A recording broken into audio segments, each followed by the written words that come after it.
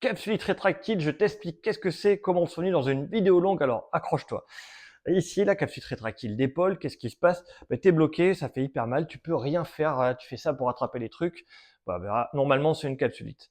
Attention, c'est souvent couplé avec une tendinite. On a souvent les deux pour la simple et bonne raison que comme tu peux pas bouger normalement, les muscles vont se déconditionner et travailler dans des axes tout nuls. Et sur le coup, ça va provoquer une tendinite. Donc en général, tu as les deux. Il va falloir faire un traitement concomitant de la tendinite et de la capsulite rétractile. Alors, je t'ai dit, ce serait une vidéo longue, hein, premier truc à faire, dis-toi que ce sont des étirements. Voilà, sans ça, ça marche pas. Donc, si tu n'étires pas ton épaule en rotation interne, rotation externe, ça ne fonctionnera pas. Tu n'auras pas l'amplitude nécessaire pour faire les exercices pour la tendinite. Donc, le premier truc à faire, ça va être des étirements en rotation interne, en rotation externe. Alors, je te montre, j'ai mes trucs là. Attends, je sors du cadre, j'arrive. Tac. Voilà, je suis là. C'est bon? Pas bouger. Comment on fait pour étirer en rotation interne l'épaule lorsqu'on est tout raide? Donc, c'est très simple. Il va falloir au début attraper quelque chose, une corde par exemple, un élastique, une ceinture. Tu passes dans le dos, comme ça, et là tu tires ici là. Tu vois, et t'es tout raide, hein, tu vas ramener ton bras ici, par ici. Et bien tu vas sentir une douleur, une gêne. Cette douleur, c'est une gêne, elle va être présente. Et dis-toi qu'au bout de 45 secondes, elle va diminuer, ton épaule sera plus souple. Comment tu le sais? C'est qu'une fois que tu as fini l'étirement, hop, et tu retestes ton mouvement et tu vas aller plus loin, avec moins gêne, moins de douleur. Et bien ça, c'est positif, il faut recommencer l'étirement. Ce que je conseille à mes patients, c'est de faire jusqu'à 3 minutes. Alors tu me diras, ouais, ça c'est facile, mais moi j'ai un gros problème d'épaule, ou je suis sportif plus jeune, j'ai des gènes, comment je fais? Je te montre les versions plus élaborées. La première, donc, c'est celle-là.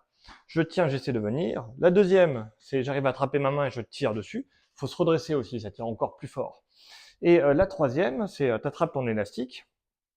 Tu vois, je passe ici, là, touc, là, comme ça, là. Et là, je vais tirer dessus pour prendre du jeu et je vais essayer de gratter, là, pour monter le plus haut possible et maintenir la position. Et puis, je me tiens droit, tout simplement, et j'attends plus de 45 secondes, sinon ça n'a pas d'effet du tout. Tu verras que lorsque tu relâches, si tu as une pathologie, un problème, tu peux avoir à peu près 45 secondes encore une fois où c'est un peu bizarre, où ça gêne un petit peu. C'est pas très grave pour l'épaule, tu fais des vibrations d'épaule, les muscles stabilisateurs de la coiffe, ils ont été étirés, ils comprennent plus trop ce qui se passe, ça fait longtemps qu'ils n'ont pas fait ça.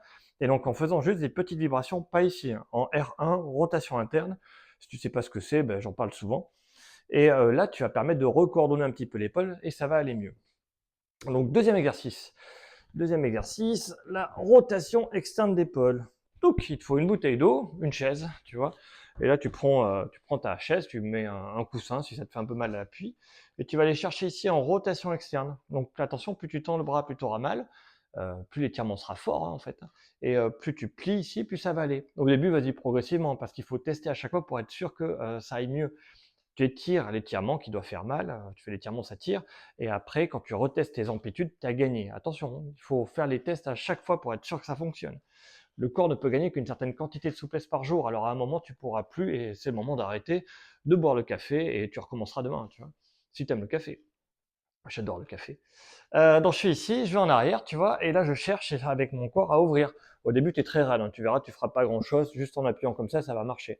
Mais après, petit à petit, tu vois, tu vas pouvoir chercher pour aller vraiment dans les amplitudes extrêmes. Donc ça, c'est pareil, c'est le même principe, c'est 45 secondes. Moi, je conseille à mes patients jusqu'à 3 minutes.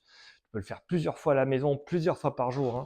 Moi, je demande à mes patients de faire 15 minutes d'exercice, peu importe lesquels, tant qu'ils améliorent. Après chaque test, tu vois, là, je suis coincé ici, je fais l'exercice, je vais beaucoup plus loin, sans gêne, sans douleur. Positif, je garde l'exercice 15 minutes par jour. Je te montre un autre truc. Tu prends une bouteille d'eau, toujours, tu sais, tu la vides, tu mets un peu 2 litres et tu mets 1 litre dedans.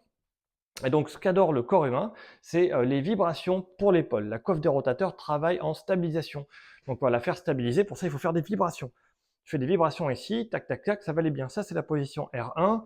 R2, je te la montre. R3 ici. Dis-toi qu'au début, quand tu as une capsule rétractile avec tendinite d'épaule, ce qui est quasiment obligatoire, tu vas devoir travailler ici en vibration pour que les muscles soient capables de tenir.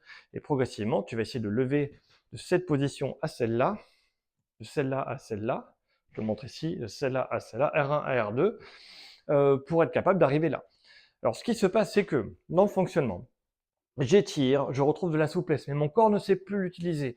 Donc, comme il ne sait plus l'utiliser, il est fragile dans ces positions-là et on peut se reblesser.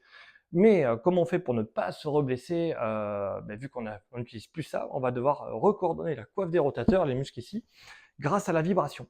Et après, qu'est-ce qui se passe une fois que ces muscles sont recoordonnés? On va leur demander de travailler avec les gros muscles mobilisateurs, le deltoïde, le pectoral, pour être capable de faire des mouvements harmonieux. Donc, j'étire, je stabilise, et derrière, je fais du mouvement. Et dans cet ordre-là uniquement, sinon ça ne marchera pas. Ça, c'est pareil, on peut en faire pendant plusieurs minutes des vibrations. Et après, tu vois, là, je m'aide avec l'autre main pour lever le plus haut possible.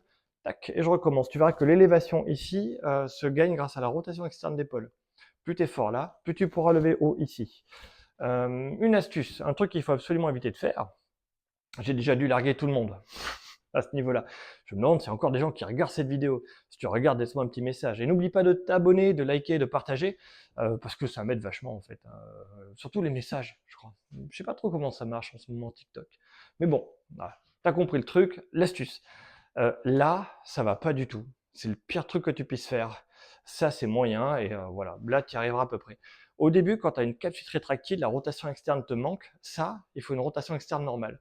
Si tu travailles ici, dans cette position, alors que tu as une capsule rétractile ou une tendinite d'épaule, dis-toi que tes chances d'avoir une blessure au supraépineux, le muscle clé qui permet de maintenir l'épaule, un muscle stabilisateur de la coiffe des rotateurs, et bien là, ça va être super compliqué, hein. Tu risques de te reblesser. Alors, je suis déjà rentré beaucoup en détail dans cette vidéo. Je sais pas le temps qu'elle fait, parce que là, je filme tout seul, tu vois, on est dimanche. Et je pense qu'il n'y a pas grand monde qui va regarder plus loin. Donc voilà, je vais vous laisser ici. Je regarderai, ça sera peut-être deux à regarder cette vidéo. Moi et moi qui revérifie que j'ai pas dit de bêtises. Si ça vous intéresse, laissez-moi un message et je rentrerai plus en détail sur des mécanismes physiologiques ou sur d'autres trucs en rapport avec la capsulite rétractile. Mais dis-toi que l'étirement, la stabilisation et après la mobilité est ce qu'il faut vraiment faire pour récupérer. Et c'est aussi très utile dans le cas d'algoneurodystrophie en phase froide. La phase chaude, je ne sais pas faire grand-chose, hein. En général, c'est surtout du management de la douleur, c'est-à-dire prendre des painkillers, des médicaments antidouleurs, et faire des petits trucs pour essayer de pas trop perdre. Voilà, on fait en sorte de pas trop perdre. Ça dure 4 à 6 mois. Et après, une fois que la phase chaude est passée, dans l'algoneurodystrophie, après tu as la phase froide, et là c'est comme la capsule rétractile.